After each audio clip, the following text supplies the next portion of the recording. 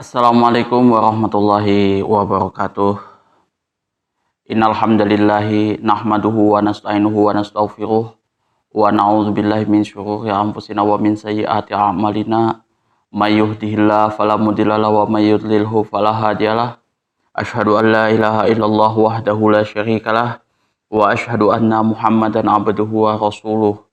Allahumma sholli ala sayyidina Muhammad wa ala ali sayyidina Muhammad kama shallaita ala sayyidina Ibrahim wa ala ali sayyidina Ibrahim wa barik ala sayyidina Muhammad wa ala ali sayyidina Muhammad kama barakta ala sayyidina Ibrahim wa ala ali sayyidina Ibrahim fil alamin innaka Hamidum Majid. Rabbi shrah li sadri wa yassir li amri wahlul 'uqdatam min lisani yafqahu qawli, amma ba'du. Hadirin hadirat jamaah kaum muslimin wal muslimat yang dirahmati oleh Allah Subhanahu wa taala. Di video kali ini kita akan membahas tentang hadis nomor 286, yang mana hadis ini membahas tentang panjang bacaan antara dua rakaat pertama berbanding dengan dua rakaat terakhir pada sholat zuhur dan asar ya. Jadi seberapa panjang sih sholatnya Rasulullah Shallallahu Alaihi Wasallam antara dua rakaat pertama dan dua rakaat kedua di sholat zuhur dan asar ya. Dan ini sunnah, itu kan tidak mengikat antara tempat yang satu dengan tempat yang lain itu ya. Ini kondisinya memang istilahnya berbeda-beda kayak gitu kan. Tapi di zaman Rasulullah itu seperti apa sih panjangnya? Wa Nabi Qatadata radhiyallahu anhu qala kana Rasulullah sallallahu alaihi wasallam yusolli bina fayaqra'u fi zuhri wal asri fi raq'atainil ulayaini bi Fatihatil kitab wa surataini wa yusmi'unal ayah ahyanan wa yutawwilul raq'atal ula wa yaqra'u fil ukhrayaini bi Fatihatil kitabi, muttafaqun alaih. Wa Nabi Qatadah radhiyallahu anhu qala, dari Abu Qatadah radhiyallahu anhu, semoga Allah meridhoi atas beliau, qala telah berkata, karena Rasulullah Shallallahu Alaihi Wasallam yusolli bina, yang mana Rasulullah Shallallahu Alaihi Wasallam pernah sholat bersama kami. Fayaqra'u fi zuhri wal asri, dan beliau posisinya pada waktu itu membaca pada sholat zuhur dan asar fi raq'atainil ulayaini, pada dua rakaat pertama, bi Fatihatil kitab, membaca surah Al-Fatihah, wa suratain, dan dua surah yang lain, wa yusmi'unal ayata ahyanan, dan kami terkadang mendengar bacaan ayat terkadang, wa yutawwilul raq'atal ula, dan beliau itu memanjangkan rakaat yang pertama, wa yuqra'u fil ukhrayaini bi Fatihatil kitab, serta memperpanjang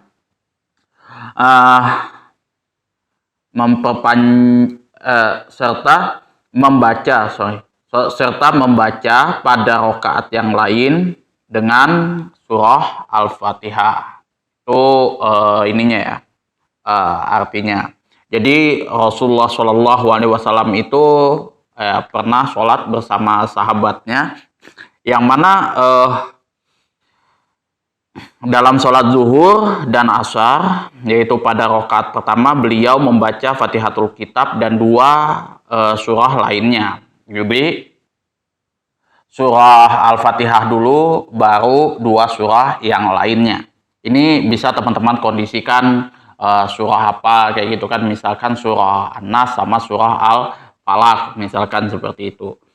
Kemudian ada kalanya beliau memperdengarkan kepada kami beberapa ayat. Jadi beliau ini ya berkata seperti inilah, Bismillahirrahmanirrahim. Karena kalau zuhur dan asar itu siriyah, ya. Kemudian di sini juga memperpanjang dalam rakaat pertama serta membaca Fatihatul Kitab 2 rakaat yang lainnya. Nah, kita lihat makna keseluruhannya ya.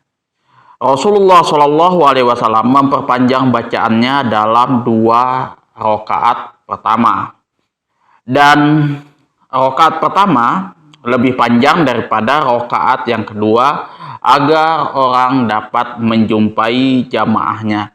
Jadi di 2 rakaat pertama ini memang agak panjang daripada rakaat yang kedua, 2 rakaat yang kedua.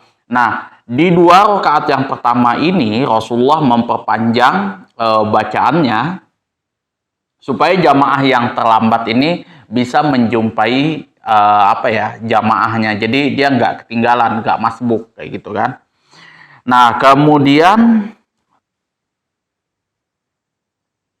di sini karena semangat dalam sholat itu terdapat pada rakaat pertama, jauh lebih kuat daripada rakaat sesudahnya. Begitu pula halnya khusyuk dan khudu itu pasti di rakaat pertama dan kedua. Itu makanya Rasulullah memaksimalkan betul antara rakaat pertama dan kedua di 2 rakaat yang pertama ini ya kan.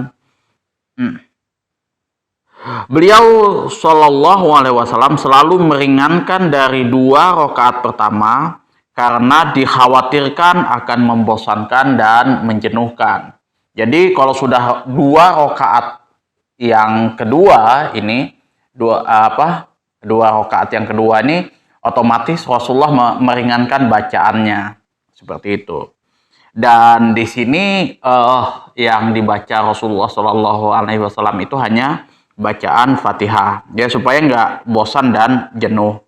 Di antara petunjuk Nabi Shallallahu Alaihi Wasallam ialah beliau selalu mengkhususkan 2 rakaat pertama dengan bacaan surah selain daripada surah Al-Fatihah, sedangkan 2 rakaat yang lainnya tidak. Jadi 2 rakaat yang pertama ini beliau khususkan membaca surah Al-Fatihah sama 2 surah yang lainnya. Teman-teman bisa atur terserah kayak gitu kan, misal yang panjang misal An-Naba gitu, yang kedua misalkan Abasa wa Tawalla, itu nggak ada masalah kayak gitu, atau sekalian agak panjang lah kayak gitu, misal dua halaman kayak gitu kan, 1 lembar dari surah Al-Baqarah, tidak ada masalah. Nah, kemudian di sini ada kalanya Rasulullah Shallallahu Alaihi Wasallam memperdengarkan sebuah atau 2 buah ayat dalam sholat sirriyah kepada mereka untuk menjelaskan kadar ayat yang dibaca. Ya, jadi untuk menjelaskan kadar ayat yang dibaca, Rasulullah memperdengarkan 1 atau 2 ayat. Jadi Bismillahirrahmanirrahim, Alhamdulillahirabbil alamin, seperti itulah kayak gitu kan. Habis itu misalkan waladhdallin, amin kayak gitu. Habis itu baru Bismillahirrahmanirrahim, qul huwallahu ahad kayak gitu kan, baru beliau baca sir lagi seperti itu. Karena supaya juga makmum tahu nih yang dibaca imam ini sudah sampai di mana kayak gitu kan. Kalau misalkan Al-Fatihah, ini imam sudah membaca Al-Fatihah, kemudian sampai waladhdallin, amin, baru surah yang lainnya. Jadi makmum tahu nih bacaan imam sedang membaca apa dan sampai di mana kayak gitu. Itu tidak ada masalah. Membaca surah dengan suara pelan dalam sholat sirriyah bukanlah merupakan hal yang wajib. Hal tersebut tidak menuntut adanya sujud sahwi. Jadi kalau misal membaca surah dengan suara pelan dalam sholat sirriyah, itu zuhur dan asar, itu bukanlah hal yang wajib. Dan kalau misalkan ada orang yang membaca keras seperti itu, tidak menuntut adanya sujud sahwi. Nah, itu pandangan beberapa ulama ya mengenai hadis nomor 286 yang ada di dalam kitab Bulughul Maram dan syarahnya Al-Askar. Kemudian analisis lafadznya di sini firok atainil ulaya ini dalam 2 rakaat yang pertama. Jadi zuhur dan asar itu ada 4 rakaat. Jadi yang dimaksud 2 rakaat pertama ini adalah rakaat pertama dan yang kedua. Jadi ini 2 rakaat yang pertama, 2 rakaat yang kedua itu rakaat ketiga dan keempat seperti itu. Fatihatul Kitab yang dimaksud di sini adalah surah Al-Fatihah ya, yang beliau baca dalam tiap-tiap rakaat. Jadi dalam tiap-tiap rakaat itu beliau baca surah Al-Fatihah. Surata ini itu bentuk tasniah dari surat. Ya, bentuk tasniah itu artinya 2. Ya, jadi kemarin kita sudah bahas juga itu kalau misal isim itu kalau misal apa ya bentuk tunggalnya itu suratun, bentuk tasniahnya 2-nya itu suratani. Baru jamak di situ suratun. Itu dia.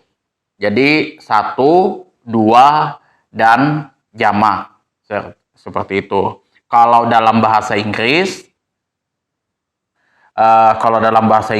lebih dari 1 itu sudah masuk jamak di situ ya kan, books gitu. Nggak ada dia tasniahnya dalam bahasa Inggris, tidak ada. Kalau sudah 2 itu 2 books pakai s ya. Seperti itu.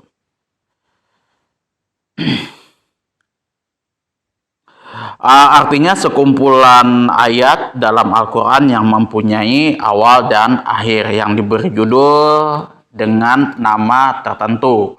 Makna yang dimaksud ialah bahwa Nabi SAW membaca satu surah dalam setiap rakaat dari 2 rakaat pertama. Ya, jadi Rasulullah ini membaca 2 surah dalam setiap rakaat di 2 rakaat pertama. Jadi sunnahnya itu membaca 2 surah selain surah Al-Fatihah itu di 2 rakaat pertama, rakaat 1 dan rakaat kedua seperti itu. Yusmi'unal ayata ahyana. Dalam sebagian waktu beliau Shallallahu Alaihi Wasallam mengeraskan bacaan beberapa ayat dalam sholat syiriah. Jadi mengeraskan bacaannya dalam beberapa ayat ya. Seperti itu, bukan kesemuanya kayak gitu. Jadi misal seperti ini, Bismillahirrahmanirrahim, Alhamdulillahirabbil alamin, seperti itu.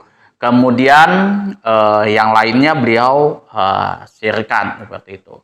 Kemudian lanjut ke ayat yang lain gitu, Bismillahirrahmanirrahim, misal Alif Lam Mim, baru beliau sirkan yang ayat-ayat yang lainnya seperti itu. Jadi makmum tahu nih yang dibaca imam sudah sampai di mana. Seperti itu. Dan itu dikondisikan sih. Jadi ayat yang pertama dari misalkan surah surah An-Nas kayak gitu, atau surah At-Tin dibaca dari ayat pertama, tengahnya kita keraskan juga nggak apa-apa, baru di akhirnya kita keraskan lagi. Jadi artinya sudah terakhir, ayat terakhir seperti itu, untuk memberitahukan saja. Yutawilu raq'atal ula. Yutawilu raq'atal ula. Di sini maksudnya adalah menjadikan bacaan surah dalam rakaat pertama jauh lebih panjang daripada bacaan surah dalam rakaat yang kedua. Di sini jadi rakaat yang pertama itu jauh lebih panjang ketimbang daripada rakaat yang kedua. Seperti itu. Misal kalau kita baca ini, kita ukur yang pasti aja. Surah Al-Baqarah, misal kita baca di rakaat pertama itu 1 lembar, ya 1 lembar. Jadi bolak-balik kayak gini. Jadi ada 2 halaman. Nah kemudian rakaat kedua itu di setengah lembarnya, artinya cuma 1 halaman. Seperti itu contohnya.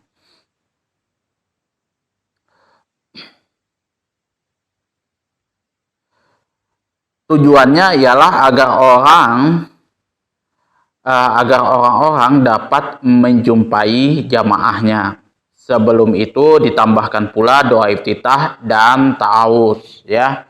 Jadi kalau di rakaat pertama itu kan sudah otomatis nih ditambah doa iftitah, kemudian ta'awudz. Nah, baru surah Al-Fatihah, kemudian surah yang agak-agak panjang tuh.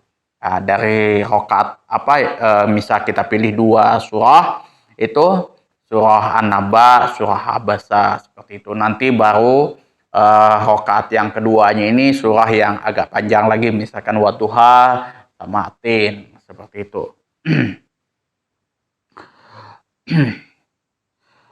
Sebelum itu ditambah, sebelum itu ya kan sudah ditambah dengan doa iftitah dan ta'awudz. Jadi orang yang yang terlambat itu masih bisa nunut itu kan 1 rakaat, ya kan, itu nggak ketinggalan jamaahnya.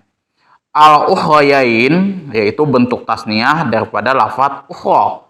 Ya, ini kalau teman-teman yang yang belajar bahasa Arab ini sudah pasti paham ini ukhra itu. Marotan ukhra itu kan, itu bentuk tasniahnya. Marota ini ukhroya ini, seperti itu ya. Tapi jarang sih kalau kami menggunakan ukhroya ini. Biasanya marota ini ukhra, seperti itulah. Itu kan. Padahal sebenarnya lebih bagus itu marota ini ukhroya ini. Itu dia seperti itu karena ukhroya ini menjadi naat.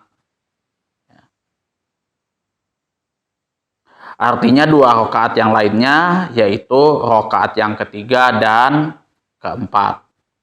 Nah, kemudian di sini lanjut fikih hadisnya adalah diwajibkan membaca surah Al-Fatihah dalam sholat. Jadi dari sini kita sudah pastikan bahwasanya yang namanya surah Al-Fatihah di dalam sholat itu hukumnya adalah wajib, gitu ya.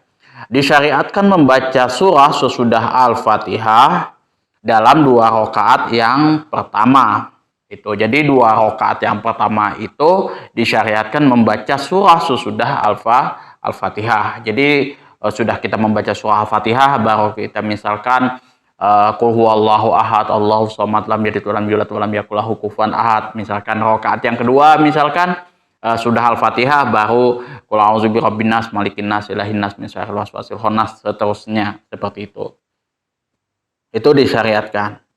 Kemudian disyariatkan memanjangkan bacaan surah dalam rakaat yang pertama yang kadarnya jauh lebih panjang daripada rakaat yang kedua, ya. Jadi kalau rakaat pertama nih ya umum ya, kalau saya jumpai di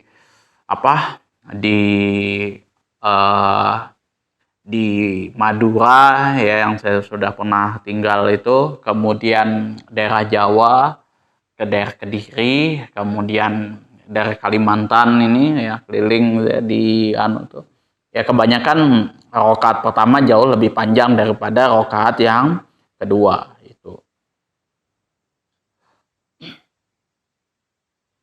Boleh mengeraskan bacaan sebagian ayat dalam sholat sirriyah, itu boleh ya. Jadi mengeraskan bacaan sebagian ayat itu dalam sholat sirriyah, bukan keseluruhan daripada surah tersebut. Nah, kemudian 6, boleh mengandalkan lahiriah keadaan dalam menyampaikan berita tanpa tergantung pada keyakinan. Jadi mengandalkan lahiriah keadaan dalam menyampaikan berita tanpa bergantung pada keyakinan. Ya, ini yang diceritakan oleh Abu Qatadah. Jadi beliau mengira-ngira Rasulullah Shallallahu Alaihi Wasallam sholat pada ketika itu ya. Karena memang di sini Abu Qatadah memang sudah dia sudah menghitung ya, istilahnya kebiasaan daripada Rasulullah Shallallahu Alaihi Wasallam.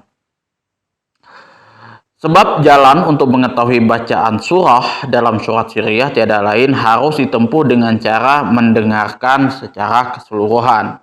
Sesungguhnya hal tersebut dapat memberikan pengertian yakin bila dalam sholat jahriyah, ya.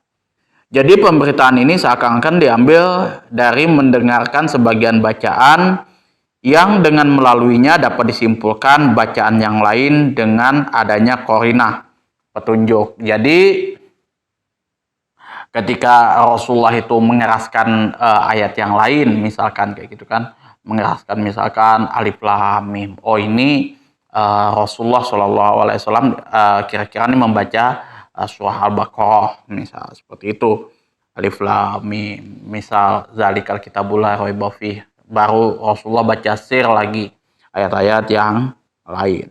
Itu jadi nggak ada masalah misalkan mengandalkan lahiriah keadaan untuk menyampaikan berita tanpa bergantung pada keyakinan. Karena ini memang kebiasaan yang dilakukan oleh Rasulullah Shallallahu Alaihi Wasallam yang diceritakan oleh Abu Qatadah itu ya. Jadi yang pertama diwajibkan membaca surah Al-Fatihah dalam sholat, yang kedua disyariatkan membaca surah Al-Fatihah dan dua rakaat yang pertama. Jadi membaca surah sesudah Al-Fatihah, kemudian membaca surah sesudah Al-Fatihah dalam dua rakaat pertama. Jadi surah Al-Fatihah kemudian surah An-Nas. Yang ketiga disyariatkan memanjangkan bacaan surah dalam rakaat yang pertama yang kadarnya jauh lebih panjang daripada rakaat yang kedua. Yang keempat disyariatkan membaca surah Al-Fatihah dalam dua rakaat terakhir tanpa surah yang lainnya. Itu jadi dua rakaat yang terakhir itu sudah surah Al-Fatihah, nggak pakai surah yang lainnya. Nah, boleh mengeraskan bacaan pada sebagian ayat di dalam sholat Siriyah, dan juga kita di sini mengandalkan lahiriah keadaan dalam menyampaikan berita yang mana tanpa bergantung dengan keyakinan. Itu saja kesimpulan yang dapat kita ambil di dalam hadis nomor 286 ya, tentang kadar panjang bacaan surah antara dua rakaat pertama dan dua rakaat kedua itu di dalam sholat zuhur dan asar. Itu kalau misal ada kata-kata yang salah saya dalam menyampaikan hadis ini, saya nanti mohon bantuannya untuk mungkin teman-teman bisa mengkoreksi itu ya di dalam kolom komentar. Kemudian saya juga memohon maaf apabila ada tutur kata yang menyinggung hati teman-teman semuanya, baik ini di konten ini atau di konten-konten sebelumnya. Kemudian apabila ada saran, masukan, kritikan, kemudian juga pertanyaan, silahkan teman-teman gak usah malu-malu, atur di kolom komentar. Kalam wabillahi taufiq wal hidayah. Assalamualaikum warahmatullahi wabarakatuh.